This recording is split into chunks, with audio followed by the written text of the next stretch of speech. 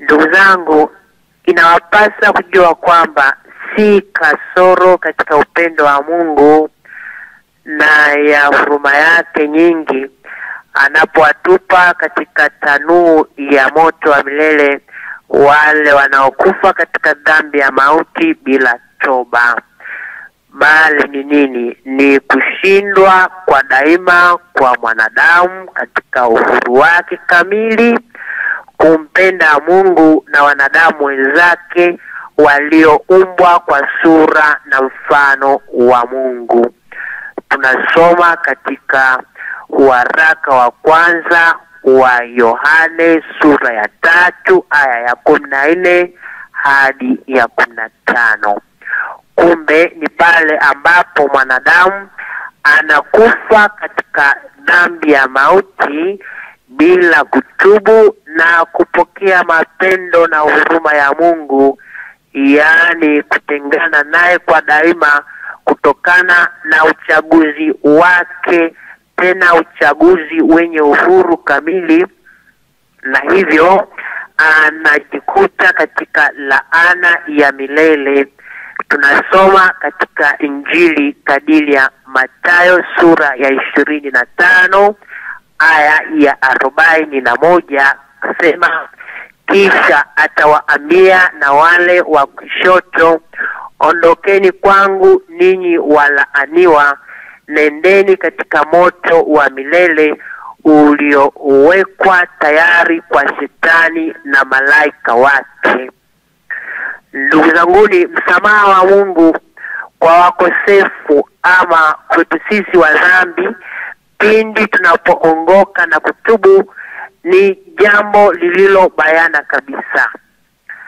Kwanza ifahamike kuwa Mungu anaonesha uwezo wake mkubwa wa kutuongoa katika dhambi zetu na kurudisha undani au kurudisha ndani yetu urafiki wake kwa njia ya neema, kama tusalivyo tukisema, Mungu unayeonesha enzi yako kuu hasa kwa kusamehe na kuhurumia. Mungu daima katika vizazi vyote ameonesha enzi yake na utawala wake kwa kusamehe na kumhurumia mwanadamu aliyeanguka. Unaweza ukasoma sura 3 za mwanzo za kitabu cha Mwanzo. Tena maneno haya tunayakuta katika sala ya mwanzo katika misa, yani kolekta, katika misale ya Kirumi au misale ya Lutale kutoka Dominika ya 26 ya mwaka. Kutokana na dhambi ya Adamu au dhambi ya kwanza, vizazi vyote vinarithi matokeo ya dhambi hiyo. Ndiyo hiyo dhambi ya asili, dhambi ambayo inasababisha kifo cha roho. Ndipo kanisa hutoa sakramenti ya ubatizo kwa maondoleo ya dhambi ambazo hazikutendwa na mtu binafsi. Rejea mtaguso wa Trento mwaka 1514. Pendwa msikilizaji wa Radio Maria, sauti ya Kristo nyumbani mwako, nimesema hivi: kanisa hutoa sakramenti ya ubatizo kwa maondoleo ya dhambi ambazo hazikutendwa na mtu binafsi. Atukirejea katika mtaguso huo wa Trento wa mwaka 1514, hata Kristo mwenyewe aliye chemchemi yetu alibatizwa. Na tujiulize pengine hapa, kwa nini Yesu alikubali kubatizwa? Papa Benedikto wa 16 katika kitabu chake cha Yesu wa Nazareti anasema kwamba ubatizo uliendana na msalaba. Kwa kukubali kubatizwa, alionyesha pia utayari wa kukubali kupokea msalaba ili atufundishe na sisi kupokea misalaba yetu. Ubatizo wake uliziosha dhambi zetu mtoni Yordani kama vile damu yake ilivyotutakasa na dhambi zetu, na kurudisha urafiki uliopotezwa na kosa la wazazi wetu wa kwanza. Anasema Papa Benedikto wa 16. Na tena Kristo Yesu alikubali kubatizwa, anabatizwa, Baba Mungu anatangaza kwa ulimwengu mzima kwamba yeye ni mwanae mpendwa. Sisi nasi lazima tutambue kwamba kwa ubatizo wetu tumekuwa wana wapendwa wa Mungu. Hivyo yatupasa kuishi kwa ajili ya Baba Mungu wetu. Tuepuke kuwa wajumbe wa shetani, ili kusudi Mungu asije akatuangalia kwa jicho lake ambalo litakuwezesha pia kuingia katika moto wa milele. Hata ubatizo tukizungumzia zaidi sana ni wa muhimu sana kwa Mkristo. Sisi tunabatizwa kuonyesha muungano wetu na Yesu, tena na kanisa.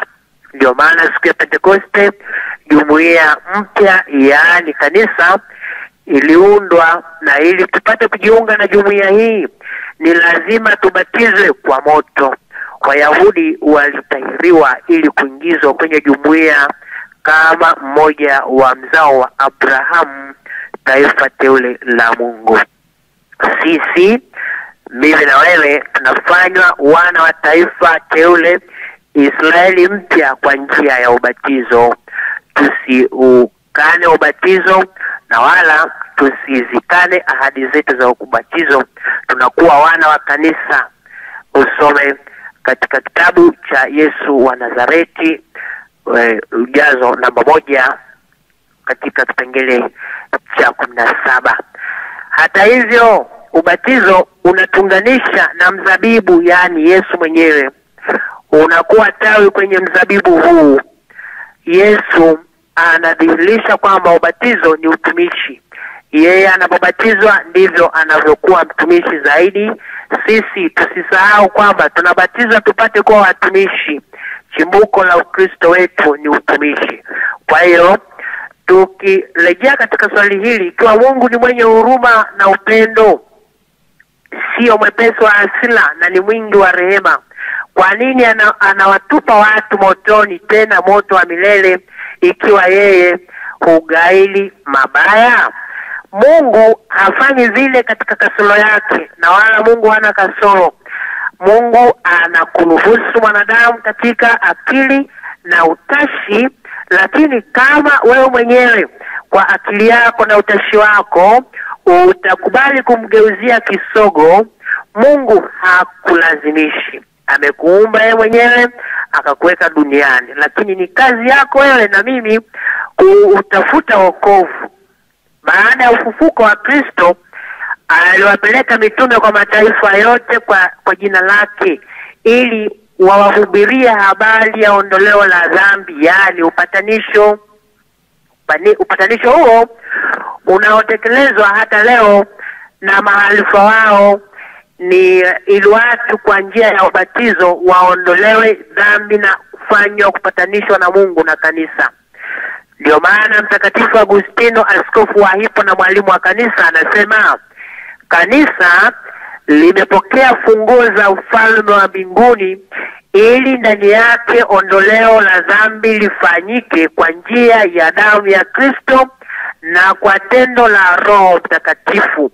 Anaendelea kusema, ndani ya kanisa hili ambamo roho iliyokuwa imekufa kwa sababu ya dhambi inazaliwa upya iweze kuishi pamoja na Kristo, ambayo neema yake imetuokoa, anasema Mtakatifu Agustino wa Hippo.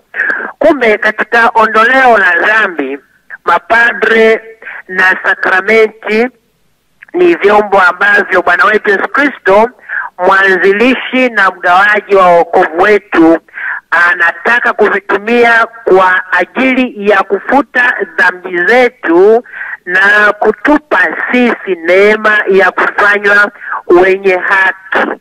Kumbe ukishikilia fundisho hili, ndugu yangu, hiyo habari ya Mungu ni mwenye huruma utaielewa, na wala moto wa milele utakuwa ukiusikia tu. Pendwa wasikilizaji, ili kupata msamaha wa dhambi, mama kanisa kanisa, maandiko matakatifu na mababu wa kanisa husisitiza njia tatu: kufunga, sala na sadaka, yani moyo wa majitoleo. Mara moja sikuwa nikizungumza na mtu mmoja, anasema hivi, ndugu zangu, tujenge moyo wa majitoleo. Pengine alikuwa anatania, lakini pengine alimaanisha fundisho fulani, japo ni utani. Alikuwa akitania, anasema tujenge moyo wa majitoleo. Huwezi jua, pengine hayo majitoleo unayofanya duniani huku ndio akiba yako mbinguni. Sasa usifanye matoleo pindi upo duniani, utakapokwenda mbinguni, je, ukikuta kama matoleo yale ndo fedha yako ya matumizi, utafanyaje? Alikuwa kitania. Lakini kufunga, sala na sadaka ni njia tatu ambazo zimesisitizwa sana na kanisa. Tena ni afadhali sala pamoja na kufunga, sadaka pamoja na haki ni heri kuliko utajiri pamoja na udhalimu. Bora kutoa msaada kuliko kujiwekea dhabihu. Soma katika kitabu cha Tobiti sura 12 aya 8, na pia waweza kusoma ukarejea Injili kadiri ya Mathayo sura 6 aya ya 1 hadi ya 18. Yaani kufunga ndiko kuonesha uongofu wa ndani wa mtu mwenyewe, na tena katika sala ndipo huonesha uongofu wa mtu kwa Mungu na kwa watu wengine katika sadaka. Tena kanisa linatufundisha kuwa kusoma maandiko matakatifu, kusali sala ya liturujia ya vipindi na sala Baba Yetu, kila tendo nyoofu laweza kufanikiwa na kufanyika. Yaani kila tendo nyoofu la kumwabudu Mungu au uchaji huisha ndani yetu roho ya uongofu na ya toba na ya kuchangia katika msamaha wa dhambi zetu. Rejea Katekisimu ya Kanisa Katoliki namba 1437.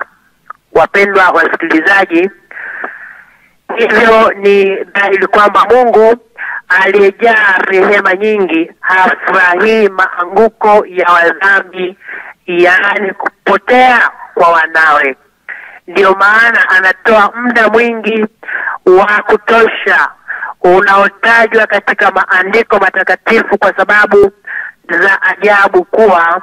Lakini ndugu wapendwa, msipitie katika jambo hili. Siku moja kwa Bwana ni kama miaka 1000 na miaka 1000 ni kama siku moja.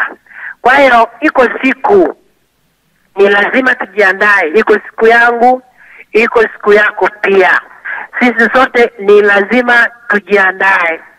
Waraka wa pili wa Mtume Petro sura ya 3 aya 8 ametukumbusha akisema, lakini ndugu zangu wapendwa, msipitie katika jambo hili. Siku moja kwa Bwana ni kama miaka 1000 na miaka 1000 ni kama siku moja. Waweza pia kusoma Zaburi ya 90 aya ya 4. Mpendwa msikilizaji, hii ni kusema nini? Ni kusema kuwa Mungu anatoa muda tena na tena kwamba huenda mwanae akaongoka na kumrudia tena yeye. Na ndio maana sasa usije ukashangaa wewe mtu mwema na yule mtu mwema uliyemjua akafa mapema, na huyu ambaye unamdhani kwamba ni mdhambi mkuu akaendelea kudumu na kuwepo duniani. Si kwamba awe na kiburi, la hasha. Sema tu Mungu amempa muda ili aweze kufanya nini? Aweze kujirekebisha na kumrudia. Mungu anatoa mwaliko wa bure kwa wadhambi wote kusudi wamongoke wote, kama tunavyosoma katika Yoeli sura ya 2 aya ya 12 hadi ya 13. Tusome pamoja. Lakini hata sasa asema Bwana, nirudieni mimi kwa mioyo yenu yote, na kwa kufunga, na kwa kulia, na kwa kuomboleza. Rarueni mioyo yenu wala si mavazi yenu, mkamrudie Bwana Mungu wenu, kwa maana yeye ndiye mwenye neema, amejaa huruma, si mwepesi wa hasira, ni mwingi wa rehema, naye hugaili mabaya. Sasa nadhani msikilizaji huyu amechukua sehemu hii pia. Mungu kweli hugaili mabaya. Tunasoma pia katika nabii Isaya sura ya 1:18 hivi, haya njooni tusemezane, asema Bwana, dhambi zenu zijapokuwa nyekundu sana zitakuwa nyeupe kama theluji, zijapokuwa nyekundu kama bendera zitakuwa kama sufu. Mpendwa msikilizaji wa Radio Maria, sauti ya Kikristo nyumbani mwako, Bwana wetu Yesu Kristo yupo katika utukufu kuumeni kwa Baba akituombea ili tuweze kuzaa matunda bora. Rejea mfano wa mtini usiozaa katika Injili ya Luka sura ya 13 aya ya 6 hadi ya 9. Na kunakuwa na furaha kubwa ajabu huko mbinguni, mwenye dhambi mmoja akiongoka. Rejea mifano ya kondoo aliyepotea, sarafu iliyopotea, na mwana mpotevu, na baba mwenye huruma katika Injili ya Luka sura ya 15 aya ya 1 hadi ya 32. Ndugu zangu, na hii ndiyo sababu mpendwa tunayoona kwamba wakati wa maisha yake ya hadhara Yesu hakusamehe tu dhambi, bali pia alionyesha wazi matunda ya msamaha huo. Aliwaingiza wakosefu waliosamehewa katika jumuiya ya taifa la Mungu, ambamo wadhambi ilikuwa imewafarakanisha, ama ilikuwa tuseme imewatenga na kundi. Ishara dhahiri ya jambo hili ni ile ya Yesu kuwakaribisha wakosefu. Aliwakaribisha wale waliotazamwa na jumuiya yao kama wadhambi katika meza yake, na zaidi yeye mwenyewe anashiriki meza yao. Ile ni alama njema, alama inayodhihirisha kwa namna ya ajabu kabisa papo hapo msamaha wa Mungu na kurudi katika kifua cha taifa la Mungu. Na hivi ieleweke kuwa msamaha wa dhambi na kurudisha uhusiano na Mungu huenda pamoja. Na tena msamaha wa adhabu ya milele ya dhambi, lakini adhabu za muda za dhambi hubaki. Mkristo lazima ajibidishe tena, akichukua kwa uvumilivu mateso na majaribu ya kila aina, na siku ifikapo akikabili kwa utulivu kifo, kupokea kama neema adhabu hii ya muda ya dhambi. Lazima ajitose kwa njia ya kazi za huruma na tena kazi za mapendo, pia kwa njia ya sala na matendo mbalimbali ya toba, kujivua kabisa utu wa kale na kuvaa utu mpya. Tunayasoma na kujifunza kutoka katika katekisimu ya Kanisa Katoliki namba 1473. Pengine unaweza kaniuliza, sasa je, kama nateseka na kuhangaika nifanyeje? Ndugu zangu, wako wengi duniani wanapata na mateso hayo hayo kama ya kwako msikilizaji. Na wala ningekushauri usimwombe Mungu akuondolee matatizo, isipokuwa jaribu kumwomba Mungu akupe mabega makubwa ya kubeba hayo matatizo. Ndugu zangu, anatoa siesi wahanga, nawe msikilizaji, hata hivyo yafaa kukumbuka kuwa kila dhambi na kila neno la kufuru watasamehewa wanadamu, ila kwa kumkufuru Roho Mtakatifu hawatasamehewa, wala katika dunia hii au toharani. Hayo yanapatikana katika Injili ya Marko sura ya 3 aya ya 29.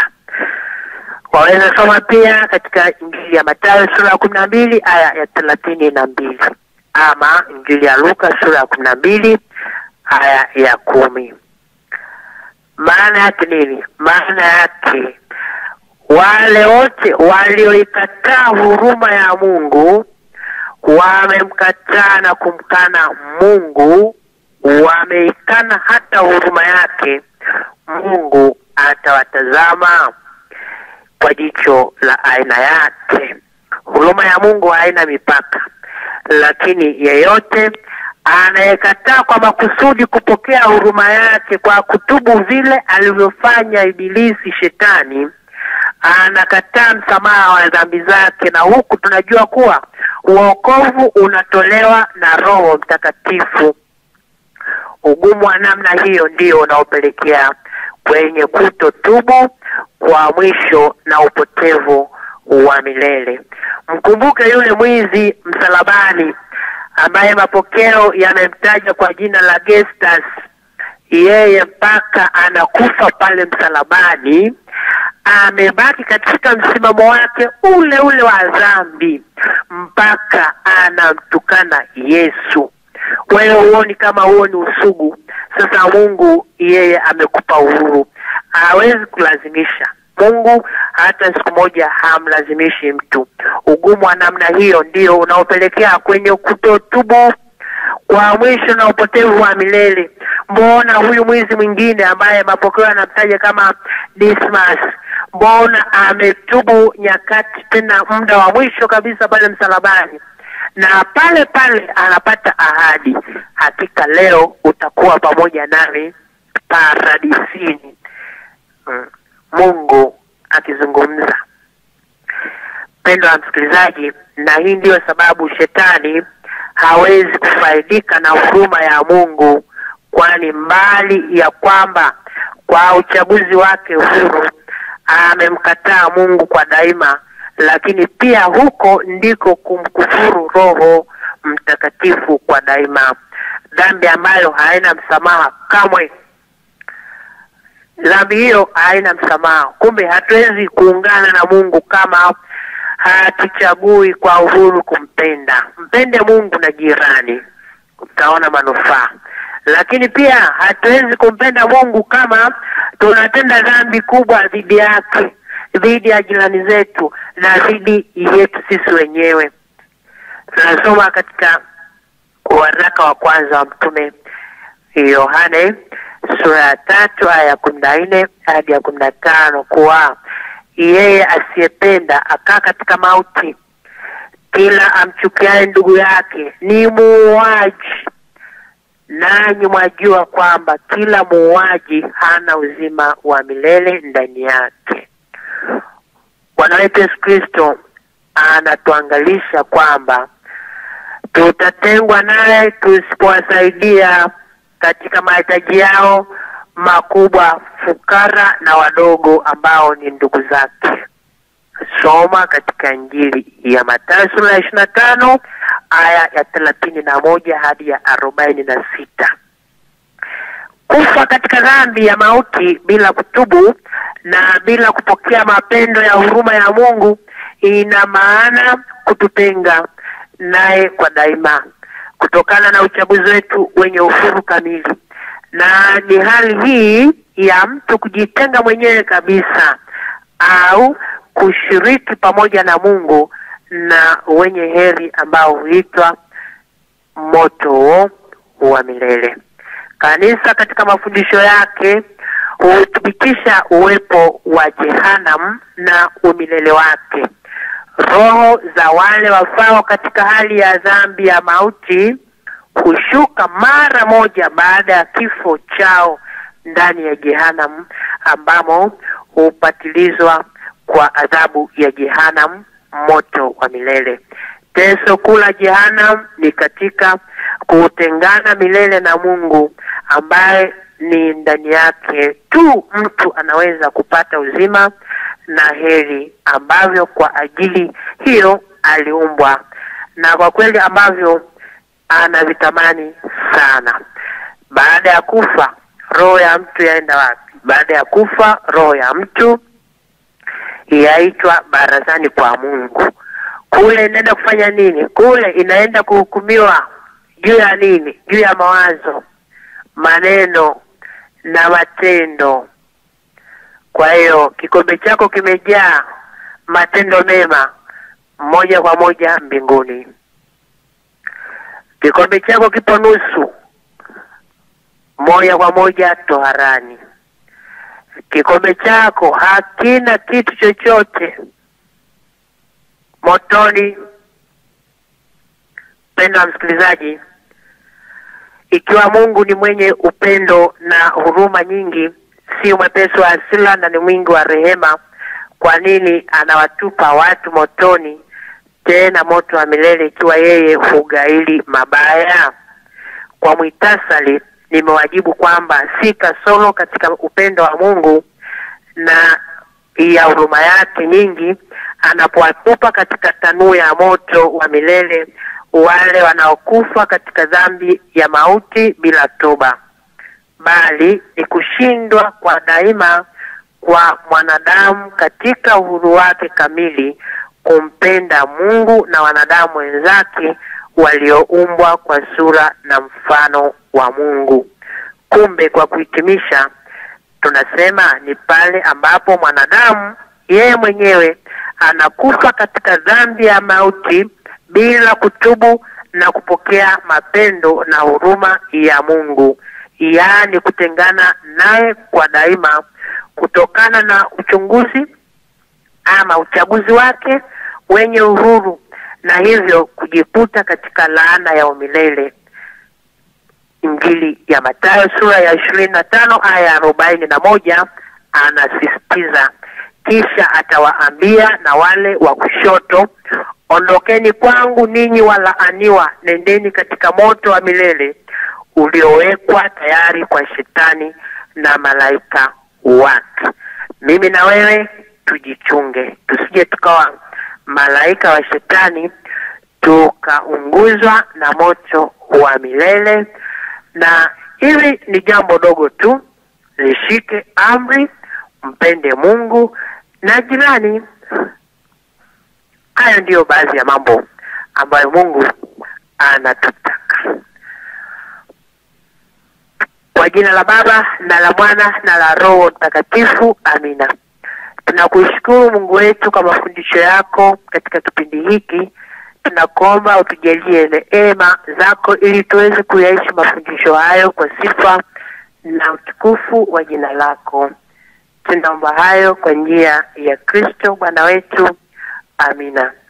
Mpendwa msikilizaji, tunawakaribisha kuendelea kutuuliza maswali mbalimbali kwa kutuma ujumbe mfupi wa maandishi, yani message, kwa simu namba 0753 47 96 46 0753 47 96 46.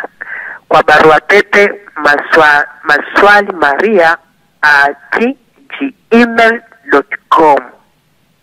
Bila kusahau kuwezesha redio yetu kwa kuichangia redio ya mama kupitia M-Pesa, Airtel Money, Tigo Pesa au kwa Halo Pesa kupitia 100-200. Kumbuka, unapochangia unakuwa unafanya uinjilishaji wa kina. Si lazima uwe na kikubwa sana, hata kama unacho kidogo kwa kadiri yako, changia tu. Mungu anajua. Mpendwa msikilizaji wa Radio Maria, sauti ya Kristo nyumbani mwako, nawe msikilizaji mpendwa wa Radio Mbiu, sauti ya faraja kutoka huko mkoani Kagera, muda ni ukuta. Naomba nirudishe usukani katika studio zetu kuu za Radio Maria Mikocheni jijini Dar es Salaam kwa vipindi vinavyoendelea. Ulikuwa nami Shemasi Silasi Haki niliyekuletea kipindi hiki cha maswali ya usio imani, na kushukuruni sana kwa usikivu mzuri. Tumsifu Yesu Kristo.